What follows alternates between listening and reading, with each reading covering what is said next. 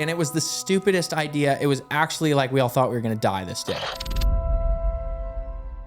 Was there any stunts where you felt like you were just completely out of control? Like, this is kind of gnarly right now? For sure. And it always is that fucking kayak. Because the other one was the inflatable heli-kayaking. Did you guys ever see that video? Yeah, that one was awesome. And this is a good example of like, dude, the concept was so gnarly, but it was too hard for people to grasp. Explain it exactly. Inflatable heli-kayaking. What is a heli-kayaking? See, exactly. I think we titled the video "World's Most Extreme Sledding," which is a good title. It's the best way to do it. But is it like a type of sled or whatever? We went heli skiing in an inflatable kayak. Oh, got it. So and it was the stupidest idea. It was actually like we all thought we were going to die this day.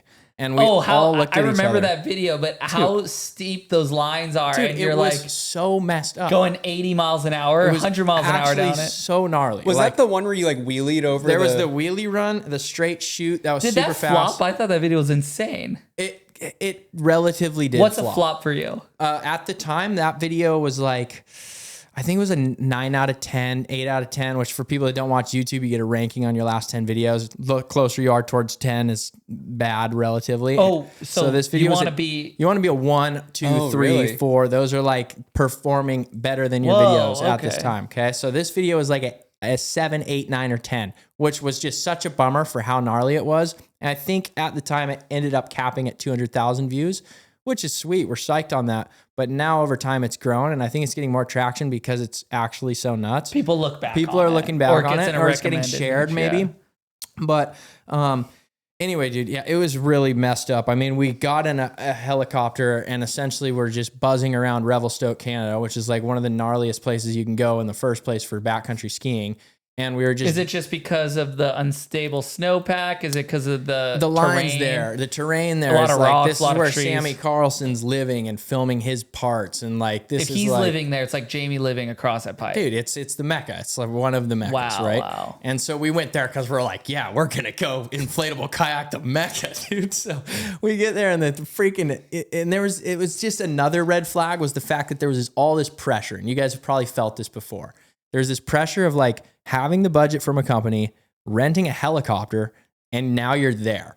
And you're like, helicopter's blades are spinning. You're at the top of this mountain with an inflatable kayak looking down at like, I don't think we should do this, but I feel like I have to because we're paying so much for this helicopter and this brand deal's on the line. And so there was like a lot of this added pressure to that video that I think made the danger go higher than it should have. Wow. And we ended up only doing 3 lines that day, but they were all so messed up. The snow was like icy too in the morning. It was like straight up. Like if those boys would have flipped on the wheelie, it could have been really bad.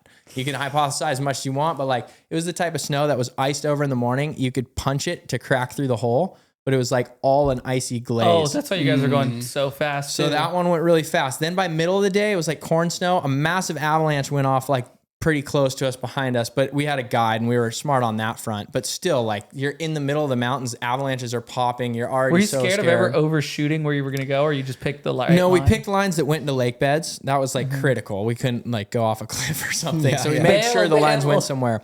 But then the last run we did, I was in the kayak with Will and Max, or Will and Forrest. And we wanted to do a shoot, and it was like a proper rock shoot, like kind of a gnarly line you'd ski. Yeah, totally. And it was like, dude, we suspended the kayak from a rope that was like tied to a tree.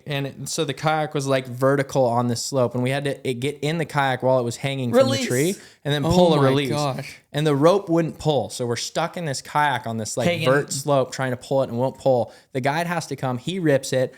And then we're like buzzing the rock wall, and then there was this avalanche debris down at the bottom that we had to dodge. Ended up making it through the line, and I throw up this peace claim like, yes, we survived. And then seconds after, there's these like rollers that we couldn't see, and it was all blended. And we launch off one, land, and it trampolines us out, and then it rolls off another roller, and we probably got launched like, dude, it was probably like, you could see the mark we landed. It was probably 70 feet to the land point. It was like boom, zoom, and we went over a hill. Somehow we all perfectly landed on our backs. Like I did a front flip, landed on my back. Will does like a freaking cork 7, lands on his back, and Forrest gets launched straight to his back, and we all land perfect. And we're just like, holy shit, miracle. And that video right there made us go, it's a fine line, and we need to make sure we're doing it smart. because we pushed it with that one. But Yeah. it's good to have those moments, I think. Yeah. You know? But so was it almost a relief when that first sort of true lifestyle or girl video popped off and you were like, oh, thank God we don't have to keep pushing the limit of like going on jumps and shit. For sure. I think that was like one of the happiest we've all ever been because it's like a risk that the first time we take, and you guys, this is something interesting for you guys to try one day. If you get inspired to try another video or something that's like out of your niche, go for it, because we did it too. And we were like, only action sports, but then we're like, let's see what happens if we title a video, "We asked out 12 Spanish girls." And this was our first girl video. And a little more relatable. Yeah, it was relatable, and we released it, and it was like a 1 out of 10 best performing video. Wow. It blew all our action sport videos out of the water, which was what we built the channel on. Yeah. So it was like this realization of, holy shit, these people are here for the characters, not what we're doing, which is exactly kind of the dream. And so then a lot of pivot points started to come. Now we started to do more things like Americans Go to Serbia, the girl videos, as well as mix the action sports, because you don't want to lose the brand and what we authentically want, which is action sports mainly. But at the same time, we're in our 20s traveling, and there's that aspect of the world that's cool to people too and fun for us. So it's nice to not have to risk it all the time.